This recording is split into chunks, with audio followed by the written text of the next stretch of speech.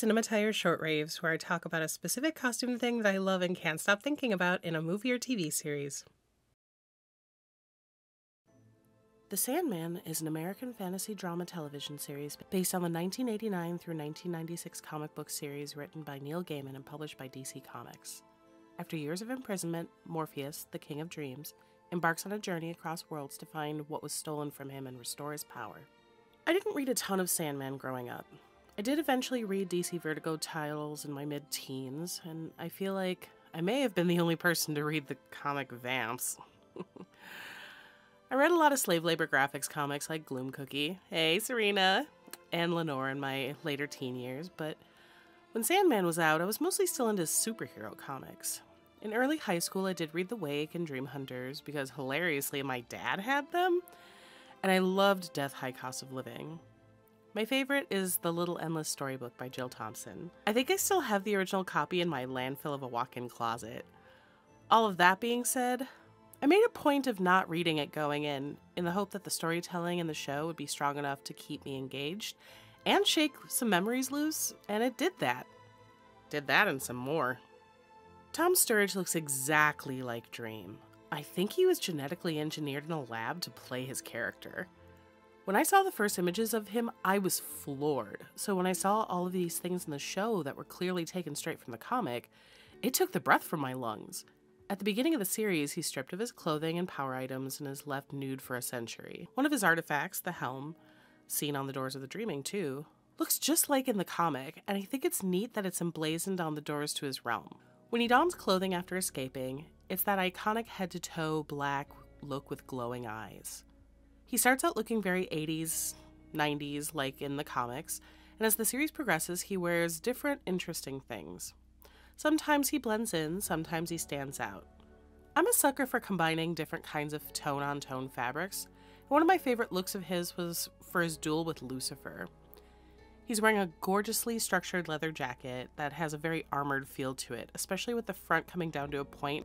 A short skirt that has a shape that reminds me of 16th century armor. I think it's called like tassets or folds. I don't know the details of armor. And a long flowing underskirt with a ton of movement. I told a reenactor friend that it made me think of armor, and he showed me images of Eastern European and Turkish armor.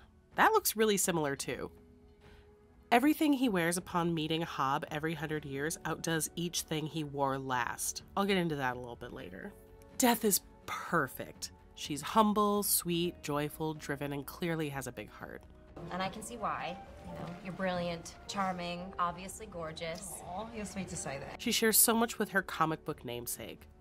My only wish is that she had black lipstick, and hilariously, that's the only big personal thing I would change about the adaptation changes for the show. The other being that I wish they had spent more time on the animated creatures throughout, but that seems to be an epidemic of animators not being given enough time or money. Gregory is still lovely, though. I don't even mind that she doesn't have eye squigglies. I read that they're going to come up later in the show, which is exciting. Her episode, episode 6, might be one of the best episodes of television I've seen in the last year, period. The story is compelling, it's beautifully told, the acting is top-notch, and the costumes are brilliant. I could have watched an episode twice as long of Death doing her job. Meeting all those people and seeing her bedside manner was encouraging. Mason Alexander Park. Oh my gosh. You may recognize them as Gren from the live-action Cowboy Bebop series, and if you haven't watched that because you hate fun, then I can't help you. It may be the only live-action adaptation of an anime that I actually like. Anyway, they're perfect as Desire. I genuinely couldn't see anyone else playing this character. I love how page-accurate the costumes are, from this suit to this kitty look. Meow. I thought that they moved so well in the clothing too. It really just was done so well. Despair was a character I knew would have to change a bit for the screen, but was weirdly excited to see. I knew she wouldn't be nude, but I still wanted her to play with her hook. I thought it was visually important, and while they only did a little, they still showed it. I appreciate that they put her in what could be viewed as comfy depression clothes, and the way she's dressed is more the issue than her size. It was a clever way to evolve the character without changing her size. I've been depressed, thin, and fat, and as a fat person, I don't see anything wrong with a plus-size person being the character of Despair. Making the clothing the focus instead of her size was a brilliant move. There are some endless siblings that are missing in this season. They're vaguely referenced but not shown, and that's Destiny, Delirium, and Destruction.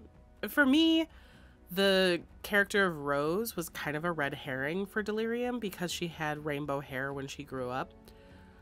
But again, since I didn't go back and read or reread comics, I didn't realize that Rose was a character. But you never know when people are going to change something for an adaptation. The Corinthian wears era-appropriate suits, but his style doesn't really evolve past that. His style reminds me quite a bit of William from Lovecraft Country, so much so that I had to look up his style in the comic to see if maybe that was William's inspiration. I'm still not sure, but I wouldn't be surprised. He wears glasses to cover his mouth eyes, and they're always era-appropriate. His clothing is beautifully tailored throughout the timeline. He has a tendency to wear white, cream, pale gray, and khaki. It's quite visually striking, because when you think of a nightmare, you think of dark, scary things, but he's bright. Lucien's way of dress doesn't really differ from the comics. One thing I love is when something is more than just vaguely anachronistic. It's exaggerated in that comic book way. The tails of her jacket flip up in a cartoonish way on some of her suits. That's really whimsical and it's very cute. Her round spectacles are perfect. I rather enjoy the purple suit she wears while interviewing Abel in episode 7. Also, her glasses with her very long eyelashes are darling. Gwendolyn Christie is such an interesting looking person. She can be imposing from one angle and angelic from another. Depending on who styles her, she can look completely different. So when I heard she was cast as Lucifer, I was really excited. She looks like a battle cherub in this show. She's got rosy cheeks, dollish curls, and a face clear of makeup. It juxtaposes so interestingly with her majority demonic garments. Her first look is something an angel would wear, and I love it, but my first thought was about how badly they pressed it. The wrinkles and puckers are so in your face, they're hard to ignore, and this looks like it's made of like a silk duchess, which presses beautifully, so I'm surprised that it's not more crisp. That's my only big, costume gripe in the entire show, honestly. Besides that, the design of it and all of her other looks are so interesting.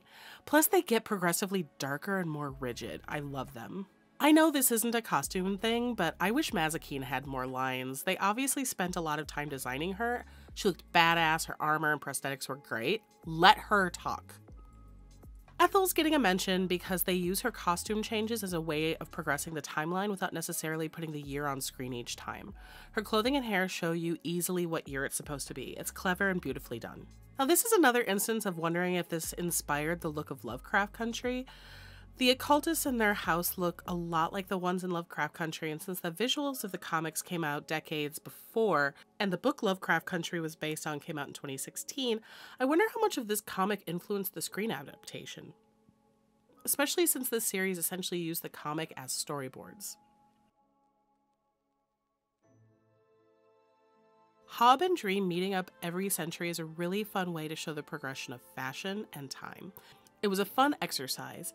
Obviously, Dream is a little outside of time in each era, but he still changes and I love it.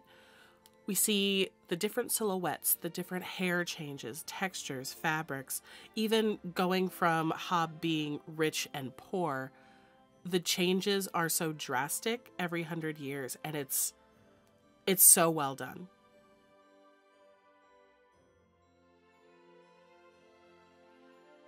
Sandman was well worth the wait. It's so queer and so diverse, and as a spooky black 90s kid who grew up to be a spooky black adult, I genuinely never thought I'd feel so represented in a piece of media. I am in love with everything about this series. It's dark and scary at times and heartfelt and joyful at others, just like the source material.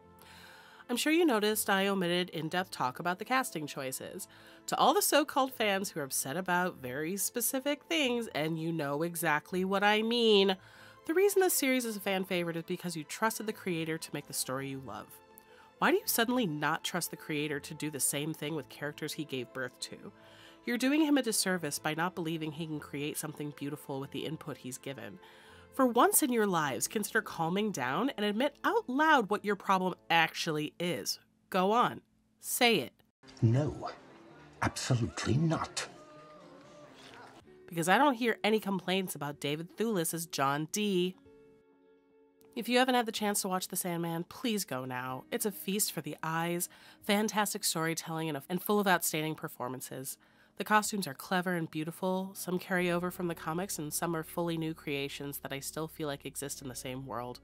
It felt sweeping and mythical, which is so refreshing in a comic book adaptation. There are so many things I would love to dive deeper into, but this is a short video. With the exception of a few minor hiccups throughout the series, the costumes are excellent. I cannot wait for Season 2. Now to ask you, what character or scene were you most excited to see adapted from the comics in the series? Who's your favorite Endless and why? Thank you for checking out this video. If you enjoyed, please like, comment, and subscribe. Thank you to my patrons for being amazing. I appreciate you and couldn't do it without you. Until next time, be fancy, be adventurous. Now, an honorable mention for best costume is Jed, Rose's little brother, in his Static Shock tee. Anything including Dwayne McDuffie is instantly A++.